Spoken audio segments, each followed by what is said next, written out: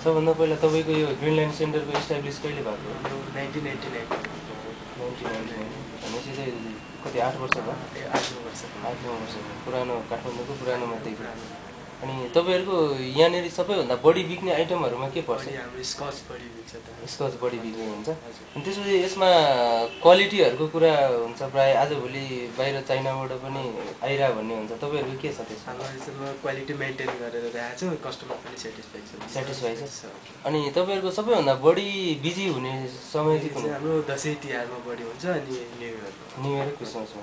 हजुर। अनि त्यसपछि तपाईँको यो बिजनेसमा ठमेल.कमले कस्तो रोल खेलिरहेछ? ठमेल.कम राम्रो छ। हाम्रो ई साइटहरूकोमा यो ठमेल.कम फर्स्ट छ र अहिलेसम्म सेटिस्फ्याक्सन छ।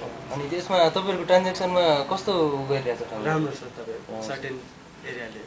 अनि जस्तै अब यो हाम्रो कस्टमरहरू जसले चाहिँ अब हाम्रो इन्टरनेटबाट हेरेर तपाईँहरूको यो प्रोडक्ट पर्चेस गर्नुहुन्छ, उनीहरूलाई क्वालिटी र अरू केही कुराहरू भन्नु छ भने भनिदिनु भयो हुन्छ। तपाईँको सबैजना अहिलेसम्म नेपालमा त राम्रो साइट ठमेल.कम हो, त्यहीँबाट ल्याउँ, चेक गरेर ल्याउँ।